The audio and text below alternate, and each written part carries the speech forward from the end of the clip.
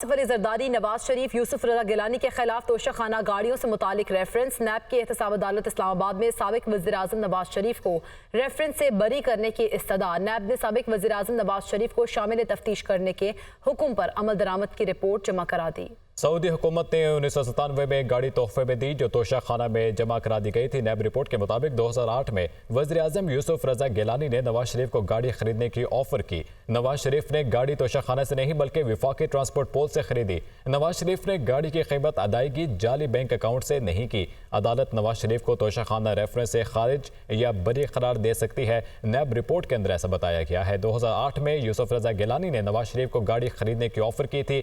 नवाज शरीफ ने गाड़ी तोशाखाना से नहीं बल्कि विफाकी ट्रांसपोर्ट पोल से खरीदी है। नवाज शरीफ ने गाड़ी की कीमत अदायगी जाली बैंक अकाउंट से भी नहीं की। नैब रिपोर्ट के अंदर ये इंकशाफात हुए हैं। अदालत नवाज शरीफ को तोशाखाना रेफरेंस से खारिज या बरी करार दे सकती है। बलोचिस्तान में पाक ईरान सरहदी इलाकों में शदीद बारिश। गवादर, जीवनी समेत मैदानी और पहाड़ी सिलसिले में तेज हवाओं और गरज चमक के साथ बारिश। पाक ईरान सरहदी इलाकों और पहाड़ी सिलसिले में बारिश के बायस नदी नालों में तोग़यानी है। सैलाबी रेलों के बायस गवादर में कई देहातों का ज़मीनी राब्ता भी मुनक़ता हो गया है। आपको बताएं कि बलूचिस्तान में पाक ईरान सरहदी इलाकों में शदीद बारिश हुई और गवादर, जीवनी समेत मैदानी और पहाड़ी सिलसिले में तेज़ हवाओं और गरज चमक के साथ बारिश का इम्कान मज़ीद भी है। बलूचिस्तान के ज़िला चागी में हालिया तूफ़ानी बारिश से 1100 से ज़ायद घर मुतासर। तूफ़ानी बारिश के बायस 250 से ज़ायद मवेशी भी बह गए हैं। घर की तबाही देखकर खातून दिल बर्दाश्ता होकर चल बसी। ज्यादातर घर तबाह हो गए। मुतासरा अफराद इमदाद के मुंतज़िर हैं।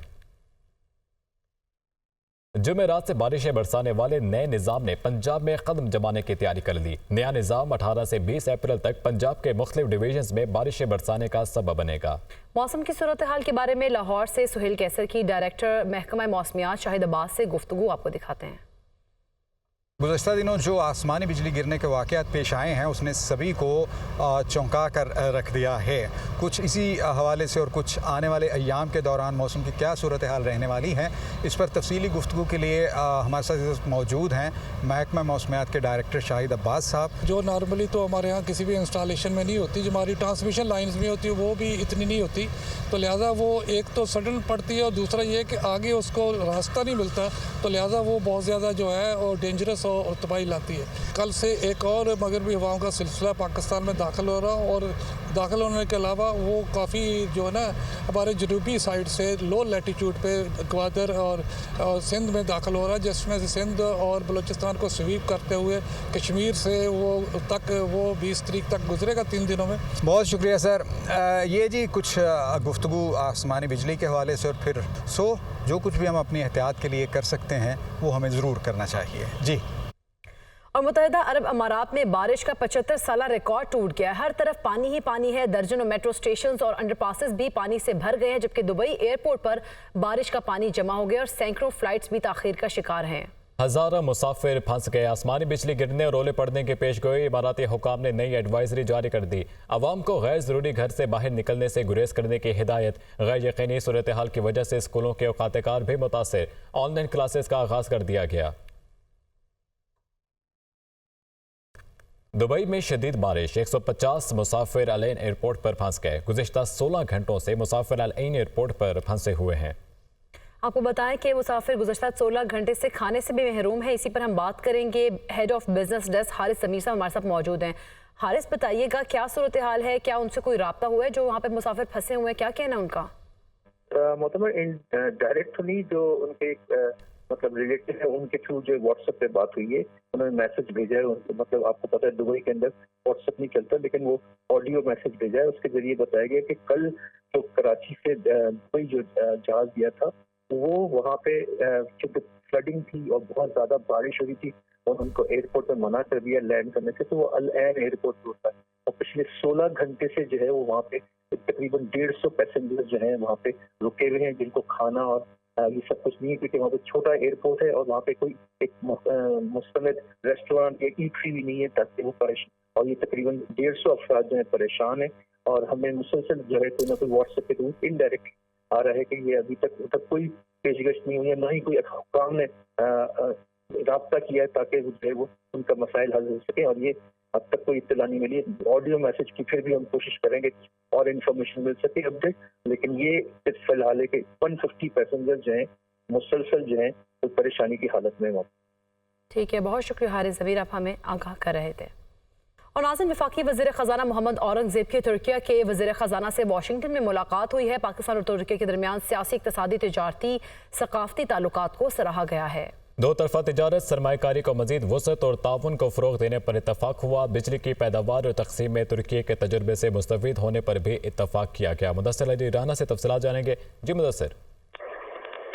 जी, वज़ीर ख़ज़ाना मोहम्मद औरंगज़ेब इस वक्त वाशिंगटन में IMF और आलमी बैंक की सालाना मीटिंग्स में शिरकत के लिए वाशिंगटन में मौजूद हैं और वहाँ पर साइड लाइन मुलाकातें हो रही हैं। वज़ीर ख़ज़ाना मोहम्मद औरंगज़ेब की तुर्किया के वज़ीर ख़ज़ाना से मुलाकात हुई है और पाकिस्तान और तुर्किया के माबैन सियासी, इक़्तिसादी, तिजारती और जो सकाफ़ती ताल्लुकात हैं उनको सराहा गया है। जबकि दोनों रहनुमाओं के दरमियान तिजारत, सरमायाकारी को मजीद वसअत देने और ताउन को फ़रोग़ देने पर भी इत्तफाक किया गया है। इसके अलावा वज़ीर ख़ज़ाना मोहम्मद औरंगज़ेब ने वर्ल्ड बैंक ग्रुप के सदर से भी मुलाकात की है, ADB के सदर से भी मुलाकात की है।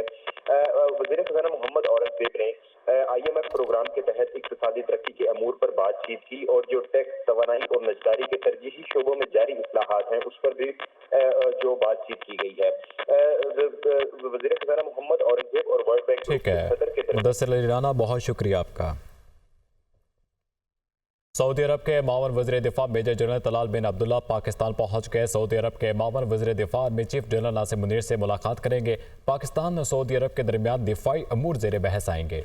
दिफाई ताल्लुकात को मज़ीद वसअत देने पर भी तबादला ख्याल किया जाएगा। सऊदी अरब के मावन वज़ीर दिफा major general Talal bin Abdullah Pakistan पहुँच गए हैं और पाकिस्तान और सऊदी अरब के दरमियान दिफाई उमूर पर जो है वो बहस करेंगे और सऊदी अरब के मावन वज़ीर दिफा army chief general Asim Munir से भी मुलाकात करेंगे।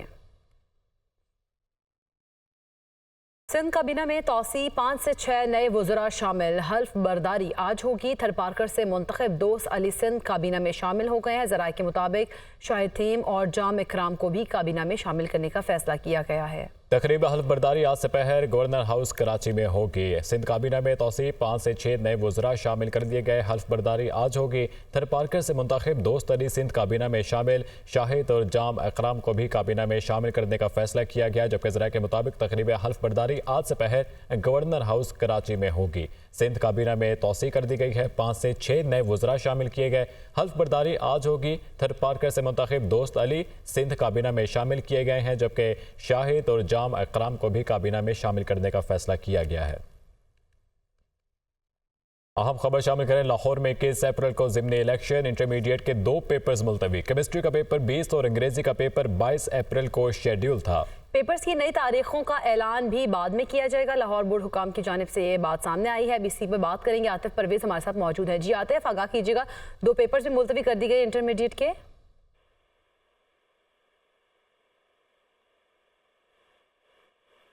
आतिफ परवेज, अगर आप सुन पा रहे हैं तो बताइएगा कि 2 पेपर्स इंटरमीडिएट की मुलतवी कर दी गए हैं जो कि ज़िमनी इलेक्शन है 21 अप्रैल को लाहौर में, उसकी वजह से।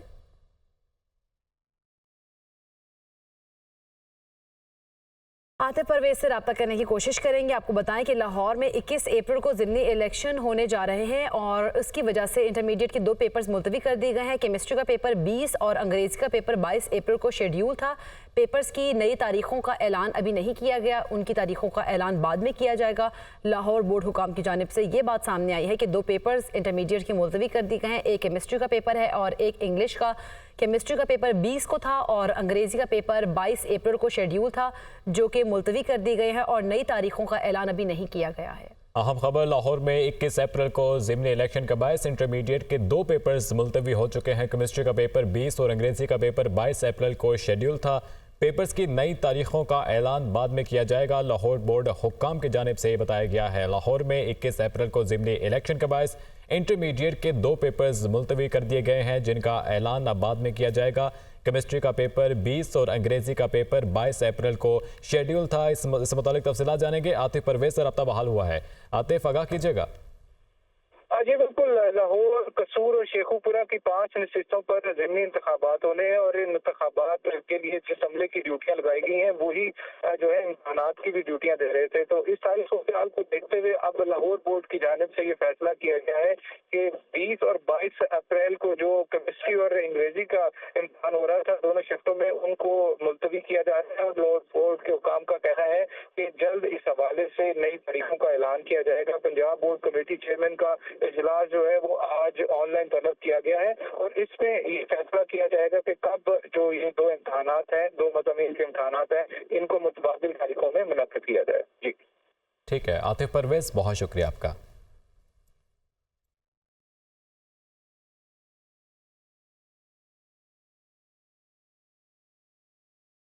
वज़ीर-ए-आज़म शहबाज शरीफ की ज़ेर सदारत वफाकी काबीना का इजलास आज होगा। वफाकी काबीना के इजलास में 9 नकाती एजेंडा ज़ेर गौर आएगा। कौमी इदारा बराए मॉडर्न साइंसेस का बिल ज़ेर गौर लाया जाएगा। एहतसाब अदालतों की रीऑर्गेनाइजेशन भी काबीना एजेंडे में शामिल हैं। वफाकी काबीना फेडरल ड्रग इंस्पेक्टर की तकर्री की मंजूरी देगी। वजारत समंदर पार पाकिस्तानीज़ और वजारत क़तर लेबर के माबैन मफाहमत की यादाश्त की मंजूरी दी जाएगी। वफाकी पब्लिक प्राइवेट पार्टनरशिप के 5 साल पॉलिसी एजेंडे का हिस्सा काबीना ECC के फैसलों की तौसीक भी करेगा। सफीर मंजूर चौधरी को गैर मुल्की अवार्ड की मंजूरी एजेंडे का हिस्सा है। वज़ीर आला खैबर पख्तूनख्वा अली अमीन गंडापुर ने कहा है कि हमने पंजाब में भी हेल्थ कार्ड दिया था, आपने बंद कर दिया। हमने रोटी सस्ती की है, मैं अमल दरामद करा के दिखाऊंगा। अगर अमल दरामद ना करा सका तो कुर्सी छोड़ दूंगा। मरियम नवाज की टिकटॉक पर हुकूमत और कारकर्दगी चल रही है, कौम मजीद बेवकूफ़ नहीं बन सकती। वो इस्लामाबाद में मीडिया से गुफ्तगू कर रहे थे। वही फैसला करो, वही हुक्म जारी करो जिस पे अमल दरामद करा सको। हमने की है, हमने रोटी मजीद सस्ती की है, 50 से भी कम पैसों में हम रोटी दे रहे हैं। इंशाल्लाह मैं उस पर अमल दरामद करा के दिखाऊंगा और अगर नहीं करा सकूंगा फिर कुर्सी छोड़ूंगा। ये कोई तरीका नहीं है आप ऑर्डर पास कर दें, नीचे ग्राउंड पे वो ना हो और आप बैठे रहें और टिक टाक बनाए कहें जी मैंने ये कर दिया, मैंने वो कर दिया। अब कौम बेवकूफ़ नहीं बन सकती। मैं ये कहूँगा कि अवाम की खिदमत करो, ये टिक टाकें बनाकर अवाम को हेल्थ कार्ड दो। हमने पंजाब में भी हेल्थ कार्ड दिया था, आपने बंद कर दिया। अवाम को हेल्थ कार्ड चाहिए, अवाम को हेल्थ कार्ड दो। अस्करी टावर हमला और जलाओ घिराव केस ATC लाहौर ने खतीजा शाह के वारंट गिरफ्तारी मनसूख कर दिए। साबिक वज़ीर ख़जाना की बेटी खतीजा शाह ने सदाद दहशतगर्दी अदालत में पेश होकर हाजिरी मुकम्मल कराई। खदीजा शाह ने आइंदा हर समात पर अदालत में पेश होने की यकीन दहानी करा दी है। खदीजा शाह के पेश ना होने पर अदालत ने वारंट गिरफ्तारी जारी किए थे। अदालत ने अस्करी टावर हमला केस की मज़ीद समात 2 मई तक मुलतवी कर दी है।